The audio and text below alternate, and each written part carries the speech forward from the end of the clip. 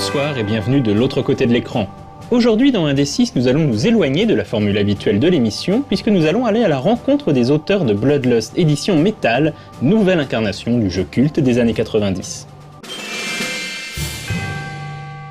François, je suis rôliste depuis un peu trop d'années, plus de 25 ans, et en fait j'ai joué à Bloodlust à sa sortie.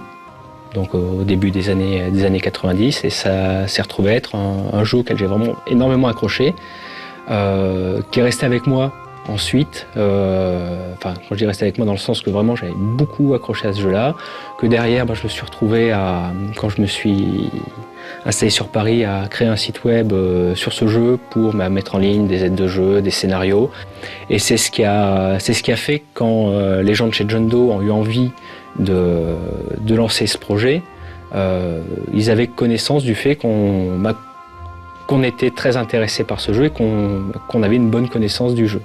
On connaissait les gens de John Doe pour les avoir rencontrés dans diverses conventions où nous on allait en tant que joueur, en tant que fan, ou pour rencontrer des auteurs pour un site qu'on entretenait à l'époque sur l'info du jeu.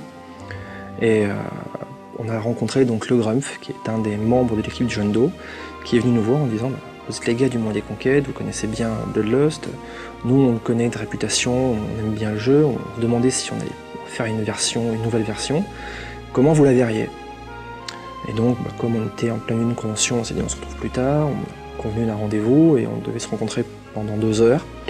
Et en fait on s'est retrouvé à passer le week-end complet dans un bar, puis chez nous, puis discuter comme ça autour de papier qu'on noircissait petit à petit, puis à la fin, les gens de John Doe nous ont dit non mais on va pas s'embêter à continuer à prendre vos conseils sur comment faire le jeu, on va vous laisser des pages blanches et puis vous allez le faire pour nous. Comme nous on n'avait jamais écrit de jeu, premier réflexe ça a été d'avoir un gros coup de trouille et puis ensuite de se dire ouais c'est l'occasion.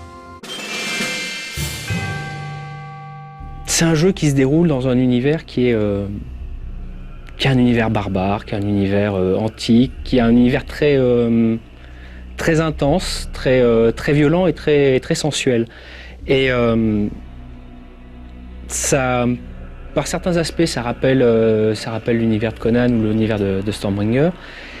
Et ça donnait des possibilités, en fait, ce jeu à l'époque, dans les années 90, à proposer certaines idées de jeu qui étaient peut-être un peu nouvelles ou qui en tout cas étaient qui permettait de se lâcher.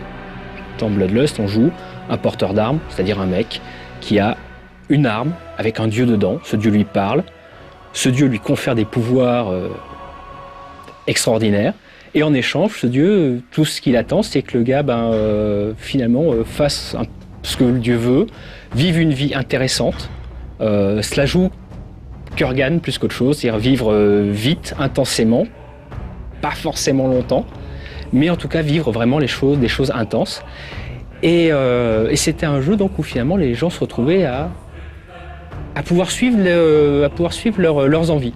Ça avait le fond, la saveur des univers de Siro, c'était rédigé par Krog, Georan, Stéphane Burat, toute la bande, qui avait une plume qui à l'époque ralliait vraiment tout le monde autour d'eux. Et tout le monde s'est jeté sur ce jeu parce que c'était fun.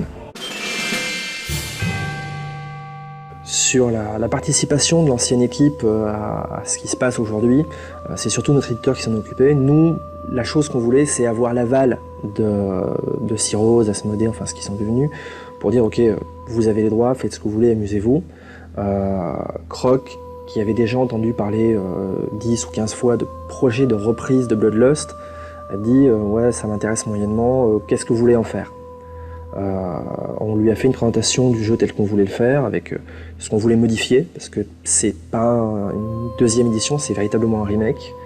Il a lu, il a dit ça m'amuse, je fais confiance à John Doe, j'aime bien vos jeux, allez-y.